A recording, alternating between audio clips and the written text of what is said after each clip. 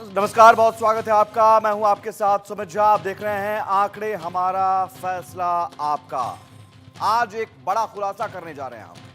दरअसल एक रिपोर्ट के मुताबिक खबर है कि अमेरिका बांग्लादेश, म्यांमार और भारत के कुछ हिस्सों को मिलाकर एक नया ईसाई राज्य बनाने की साजिश रच रहा है। खबर यह है कि इस एजेंडे के लिए अमेरिका ने कुकी चिन नेशनल फ्रंट यानी KNF और United liberation front of Assam यानी उल्फा के सरगना परेश बरुआ से हाथ मिलाया था।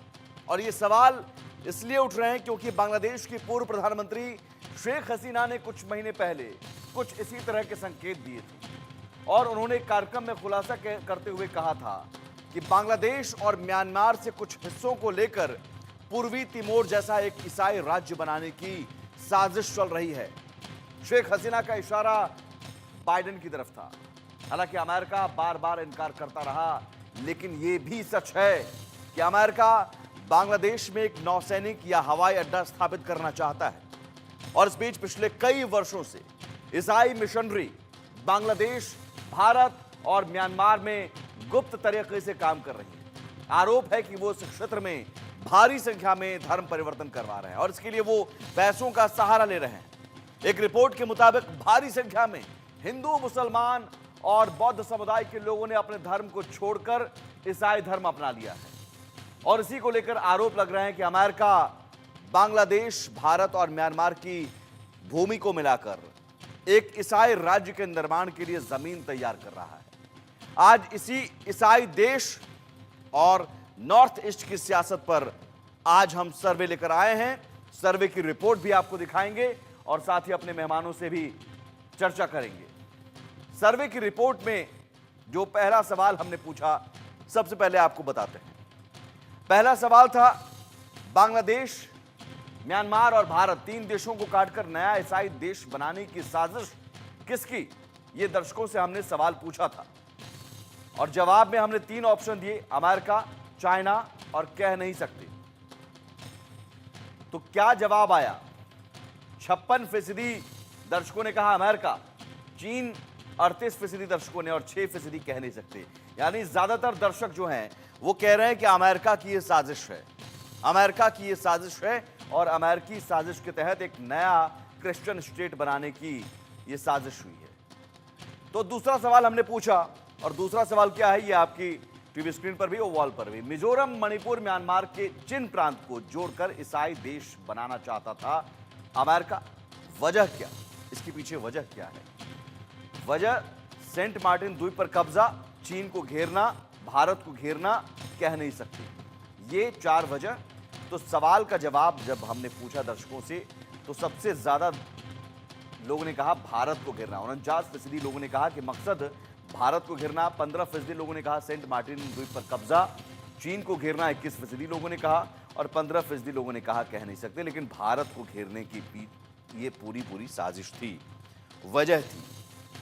और ये समझिए कि जो बाइडेन प्रशासन की साजिश थी। शेख हसीना, जिस सेंट मार्टिन द्वीप की हम चर्चा कर रहे हैं, 15% लोगों ने कहा सेंट मार्टिन द्वीप, शेख हसीना ने इसी आइलैंड की बात की थी और शेख हसीना ने इनकार कर दिया था। तो ये बताया जा रहा है कि अमेरिका की शह पर बांग्लादेश में जो कुछ हुआ, शेख हसीना को देश छोड़कर भागना पड़ा था और वो छात्रों की क्रांति एक तरह से दिखावा, साजिश कहीं ना कहीं अमेरिका की थी। क्या थी? अब जरा मैप के जरिए आपको हम दिखाते हैं। ये जरा समझिए, क्रिश्चियन स्टेट, ये जो आप देख रहे हैं, ये ग्रीन कलर का जो आप इलाका देख रहे हैं, दरअसल ये अमेरिका की साजिश है क्रिश्चियन स्टेट इसे बनाने की। इसमें क्या है, मिजोरम का आप देख सकते हैं, ये मिजोरम का कुछ हिस्सा है, इसमें मिजोरम के कुछ इलाके इसमें शामिल हैं। इधर बांग्लादेश और इधर ये म्यांमार है। चिन प्रांत, ये आप समझिए चिन प्रांत है, मिजोरम का कुछ हिस्सा और ये भारत के बेहद नजदीक। और यहां ये समझिए कि सेंट मार्टिन आइलैंड है। ये नाम हमने नहीं लिखा, लेकिन ये क्रिश्चियन स्टेट, अमेरिका की साजिश। और ये चटगांव का ये हिस्सा। तो समझिए कि एक बड़ी साजिश क्रिश्चियन स्टेट की अमेरिका की रची गई और ये बताया जा रहा है कि इसी साजिश के तहत बांग्लादेश में जो कुछ हुआ या फिर शेख हसीना ने इनकार कर दिया था। शेख हसीना ने इस बात का खुलासा किया था। दो मेहमान हमारे साथ जुड़े हुए हैं इस वक्त, ग्रुप कैप्टन वीएन झा और साथ ही मनन द्विवेदी जी। बहुत स्वागत है आपका। मनन द्विवेदी जी, ये जो हम बता रहे हैं ये दरअसल इशारा जो है शेख हसीना ने पहले कर दिया था। शेख हसीना ने कहा था कि आइलैंड मांगा जा रहा था, सेंट मार्टिन आइलैंड, हमने मना कर दिया। तो ये जो पूरा हम बांग्लादेश में देख रहे हैं या मोहम्मद यूनुस, वो तो एक मोहरा भर है। इसके पीछे तो पूरा गेम अमेरिका का है और अमेरिका का ये बहुत बड़ा गेम है। जी, मुझे ऐसा लगता है कि हम लोग भारत में बैठे हुए या फिर एशिया में बैठे हुए ऐसी बात करते हैं कि व्हाइट हाउस ने क्या बोला और वहां की जो डेमोक्रेटिक पार्टी है या और वहां के जो लॉबिंग ग्रुप्स हैं उन्होंने क्या बोला, उन सब लोगों के बीच में हम लोग भारत में या एशियाटिक कॉन्टिनेंट में कंफ्यूज रहते हैं। तो मुझे ऐसा लगता है कि कोई भी स्टेट बनाने का तो कोई मुद्दा अमेरिका की विदेश नीति में नहीं है।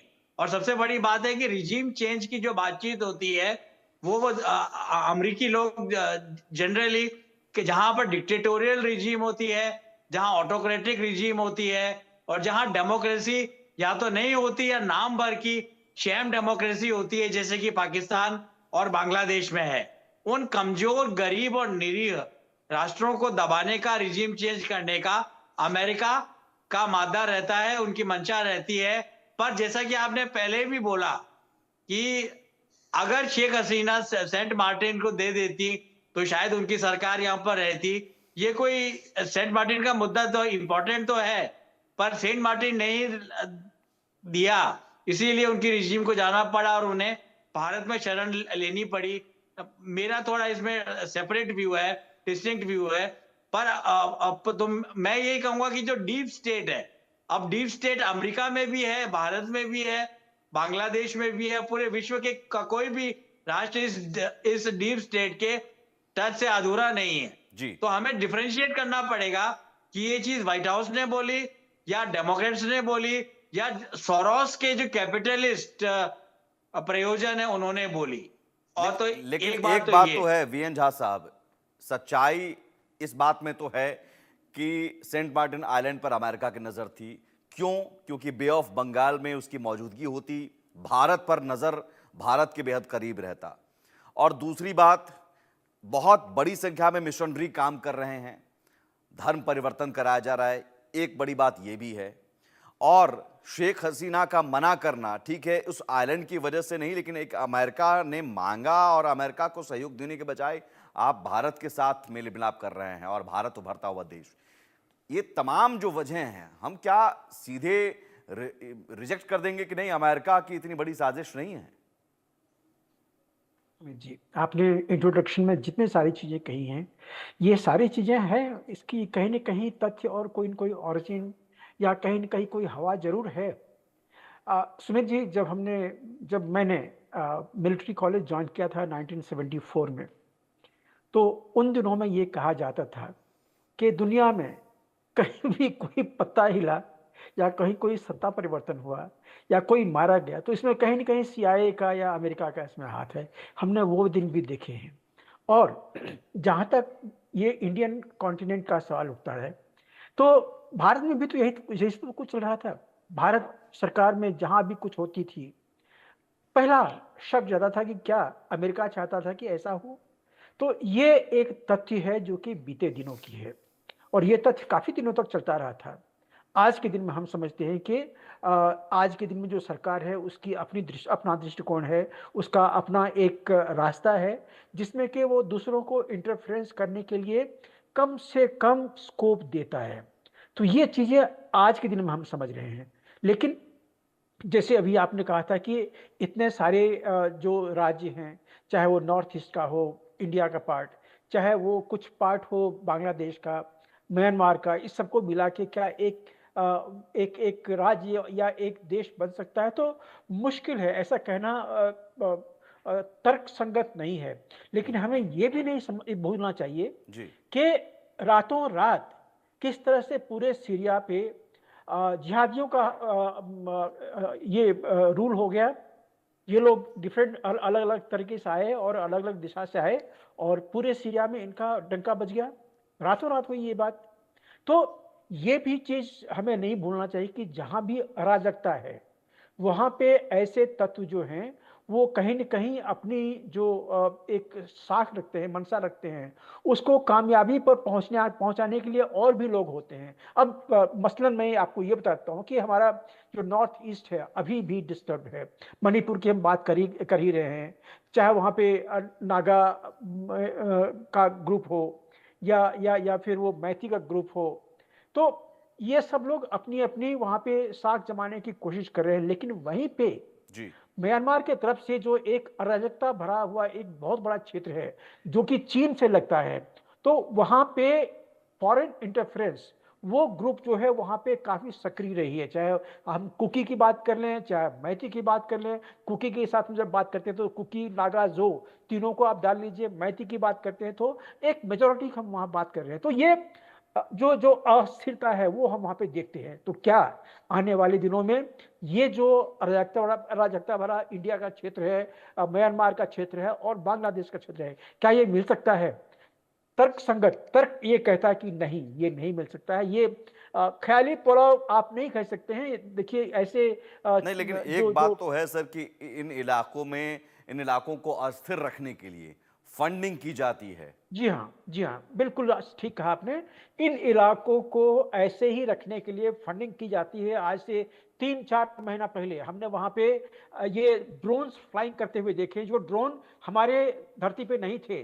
ये कहीं न कहीं दूसरे धरती से आए हुए हैं, या तो बांग्लादेश के थ्रू आया हुआ है, या फिर म्यांमार के थ्रू आया हुआ है, या फिर चाइना ने दिया हुआ है, या फिर इन तीनों के अलावे जो चाइनीज़ ड्रोन्स हैं, वो पाकिस्तान में भी सप्लाई होते हैं। और पाकिस्तान के जो आईएसआई समूह हैं और बांग्लादेश के जो जिहादी समूह हैं, जी। इनका भी आपस में बहुत अच्छा साठ-गांठ है। तो क्या वहाँ से आए हुए हैं? ये सारी लेकिन चीज़ें सवाल सवाल पॉसिबिलिटी अमेरिका के हैं। रोल को लेकर है। झा साहब, मैं आता हूं आपके पास, मनन द्विवेदी जी आपके पास भी आता हूं। अमेरिका अमेरिका चूंकि क्या चुपचाप पर्दे के पीछे ये तमाशा जो चल रहा है, अमेरिका का हाथ, क्योंकि मोहम्मद यूनुस तो कहां से आए, अमेरिका ने भेजा, ये मोहम्मद यूनुस ने खुद स्वीकार किया था। तो सवाल यह कि अमेरिका का मकसद फिर है क्या। तो हमने तीसरा सवाल पूछा, सवाल नंबर 3, क्या ईसाई देश के खिलाफ अराकान आर्मी अब सबसे बड़ा चैलेंज है। अराकान आर्मी, म्यांमार के अराकान आर्मी ने बांग्लादेश के इलाकों पर कब्जा करना शुरू कर दिया है। मोहम्मद यूनुस के लिए टेंशन बढ़ गई है। म्यांमार की अराकान आर्मी ने बांग्लादेश के सुरक्षा बलों को धूल चटाना शुरू कर दिया है। तो हमने ये सवाल पूछा, हाँ नहीं कह नहीं सकते, अराकान आर्मी अब सबसे बड़ा चैलेंज है जो ईसाई देश की ये साजिश है। 62% लोगों ने कहा हाँ, 33% लोगों ने कहा नहीं, 5% लोगों ने कहा कह नहीं सकते। अराकान आर्मी अब सबसे बड़ी चुनौती इस साजिश के सामने। सवाल यह कि मौजूदा हालात में अराकान आर्मी किसे फायदा पहुंचा रही है। हमने ये सवाल पूछा, अराकान आर्मी, म्यांमार की अराकान आर्मी है, किसे फायदा पहुंचा रही है। तो ये सवाल और सवाल के जवाब भारत, चीन या खुद को कह नहीं सकते। ये 4 ऑप्शन दिए हमने दर्शकों को, और इन चारों ऑप्शन में देखिए 53% दर्शकों ने कहा खुद को, 29% दर्शकों ने कहा भारत को, 13% दर्शकों ने कहा चीन को फायदा पहुंचा रहे हैं, 5% लोगों ने कहा कह नहीं सकते। ये अराकान आर्मी यानी खुद को पहुंचा रहे हैं। अब सवाल ये है कि मनन द्विवेदी जी, अमेरिका का इंटरेस्ट तो है, ठीक है, ईसाई देश की थ्योरी को अगर आप खारिज करते हैं, लेकिन इंटरेस्ट तो है अमेरिका का, और इंटरेस्ट इस लिहाज से अमेरिका का भी, चीन का भी, क्योंकि भारत एक तेजी से उभरता हुआ देश है। हमने विकसित भारत का लक्ष्य रखा हुआ है, एक बड़ी अर्थव्यवस्था की ओर हम बढ़ रहे हैं। जाहिर है अमेरिका देख नहीं पा रहा। सेंट मार्टिन आइलैंड वो इसलिए चाह रहा था क्योंकि नजर रख सके। अब इन इलाकों में अस्थिरता के बाद, जैसे वीएन झा साहब ने कहा कि अस्थिरता रखने की पूरी कोशिश यहां पर हो रही है, फंडिंग हो रही है। हम भले इसे एक हिंसक संघर्ष के रूप में देखें, जातिगत संघर्ष के रूप में देखें, लेकिन ये जो है ये परिस्थिति पैदा की गई है। लेकिन क्या वही अब परिस्थिति सामने से अराकान आर्मी भी पैदा करेगी इन लोगों के खिलाफ? जी, मैं आप